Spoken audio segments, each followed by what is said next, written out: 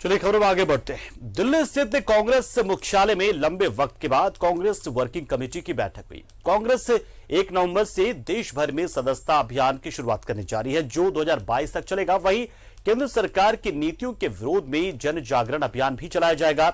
बैठक में सोनिया गांधी ने पार्टी के G23 समूह के नेताओं को निशाने पर लेते हुए कहा कि वो ही पार्टी के स्थायी अध्यक्ष हैं और उनसे बात करने के लिए मीडिया का सहारा लेने की जरूरत नहीं है।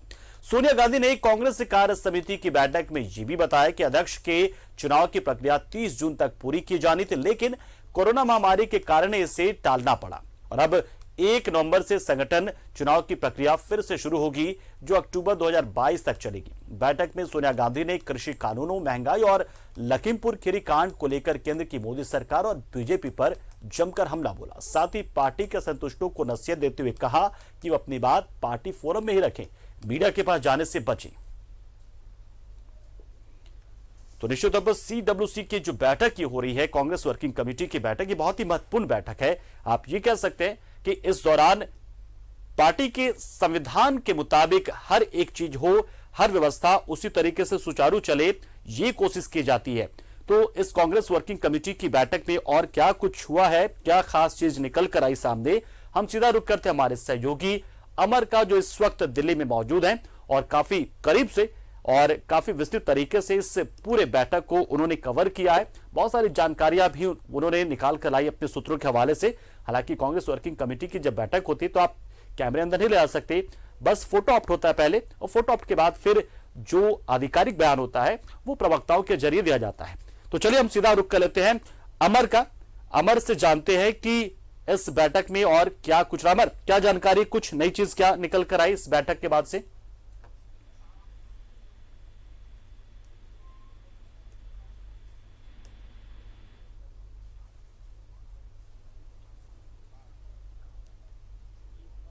लोगों को नसीहत दी है कि आप बेवजह तो बयान ना दें, और बयान अगर देते हैं तो अगर आपकी शिकायत है पार्टी में या किसी बड़े नेताओं के प्रति, तो आप जो है पार्टी फोरम में बात करें, जो पब्लिक डोमेन में जाकर के बात ना करें। पहली बात। दूसरी बात, जो राजस्थान के मुख्यमंत्री अशोक गहलोत ने कहा कि राहुल गांधी को अध्यक्ष बनाए जाने चाहिए, तो जो हमारे सोर्सेस से खबर सोर्सेस से आ रही है, उसके बाद राहुल गांधी ने कहा कि इस पर हम विचार करेंगे।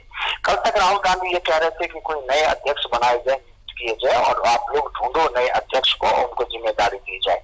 कम से कम ये कहा जा रहा है कि हम इस पर विचार करेंगे। अब देखना ये होगा कि जब पार्टी की जो अंदरूनी चुनाव है, जब वो संपन्न हो जाएंगे, उसके बाद अध्यक्ष का चुनाव होगा। अध्यक्ष के चुनाव में क्या राहुल गांधी ही उम्मीदवार होंगे या फिर वो चुनाव मैदान में आएंगे? क्योंकि कांग्रेस पार्टी का जो एक चुनाव अध्यक्ष चुनने की जो प्रक्रिया है वो लोकतांत्रिक है और डेमोक्रेटिक है। उसमें आपको सभी लोग वोट करते हैं जो अध्यक्ष चुनाव होते हैं, और उसके बाद कहा यह जा रहा है कि 45 लोगों का जो है वो अनुमोदन किया जाता है और नाम साइन करवाने के लिए, अध्यक्ष करवाने के लिए वो लोग जो कार्य समिति में वो लोग आपको नियुक्त करते हैं। तो ये प्रक्रिया है। दूसरी प्रक्रिया, जो दूसरी सबसे अहम बात यह क्या है कि रेजुलेशन पास किया गया है, जो लखीमपुर खीरी हो, किसान आंदोलन हो, महंगाई हो, डीजल और पेट्रोल को लेकर के कांग्रेस पार्टी ने रेजुलेशन पास किया कि हम जनता के बीच जाएंगे और जनता को इस बात की जानकारी देंगे कि सरकार किस तरह से जो है आपको महंगाई में धकेल रही है और आपके ऊपर आपके जेब को किस तरह से काट रही है, क्योंकि जन जागरण अभियान जो चलेगा। हाँ जी पंकज। हाँ जी, जन जागरण अभियान जो चलाया जाएगा। लेकिन ये कम से कम निश्चित तौर पर एक बड़ी खबर आप कह सकते हैं अमर, कि CWC की बैठक में पार्टी के अध्यक्ष के चुनाव में यदि उसको लेकर विचार राहुल गांधी कर रहे, तो ये अपने आप में एक बड़ी चीज निकल कर आई है। हाँ बिल्कुल। देखिए, पिछले दिनों तो जिस तरह से आपने देखा 2019 लोकसभा चुनाव के बाद राहुल गांधी ने छोड़ दिया था जिम्मेदारी लेते हुए कि हमारी हार है, इस वजह से उन्होंने अपने अध्यक्ष पद को छोड़ दिया था। अंतरिम अध्यक्ष सोनिया गांधी को बनाया गया था और सोनिया गांधी अभी भी अंतरिम अध्यक्ष हैं। पार्टी के संचालन उनके हाथों में।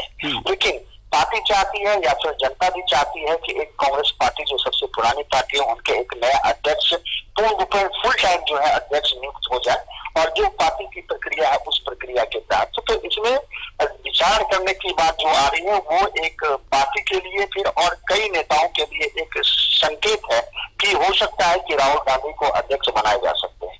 हाँ, विचार करने की बात, उनके विचार के बाद क्या निर्णय होगा ये तो बात की बात है, लेकिन ये एक पॉजिटिव साथ ही जिस तरह से चुनाव की बात करें या फिर पिछले जो 5 राज्यों में होने वाले चुनाव हैं, चाहे पंजाब में क्योंकि कांग्रेस की सरकार है, उत्तर प्रदेश जो सबसे बड़ा सूबा है, मणिपुर आप लेने और उत्तराखंड लेने और गोवा, ये 5 राज्यों में चुनाव है ना, पार्टी का परफॉर्मेंस को भी आकलन किया जाएगा, देखा जाएगा। मुझे लगता है कांग्रेस पार्टी ने 2022 का जो डेट दिया है, हो सकता है कि 5 राज्यों के चुनाव को देखते हुए दिया होगा, क्योंकि नेता इसमें इन्वॉल्व होंगे और उस वक्त लोगों के पास समय नहीं होगा। तो आप देखना ये होगा कि जब सारी प्रक्रिया पूरी कर लेगी तो क्या सही में राहुल गांधी अध्यक्ष होंगे? झारखंड से कोई हो तो इसमें कोई नेता कौन कौन शामिल हुआ है? देखिए, इसमें जो सीडब्ल्यूसी मीटिंग में जो मेंबर्स होते हैं वही शामिल थे और झारखंड से कोई मेंबर्स नहीं है कांग्रेस पार्टी के सीडब्ल्यूसी में, तो झारखंड से कोई सवाल नहीं होता, क्योंकि ये एक कमेटी है और एक जो इस कार्य समिति है, इसमें मेंबर जो लोग होते हैं वही यहाँ पर उपस्थित होते हैं और इस मीटिंग में शामिल होते हैं। बहुत शुक्रिया हमारे साथ जुड़े आप, निश्चित तौर पर बड़ी जानकारी दी और आने वाले दिनों में कांग्रेस से काफी मुखरता के साथ जनता के बीच जाएगी और एक बार फिर से कई मुद्दों को लेकर केंद्र सरकार को घेरा जाएगा। ये बात भी एक रेजोल्यूशन के जरिए रेजोल्यूशन पास किया गया इसको लेकर। बहुत शुक्रिया अमर।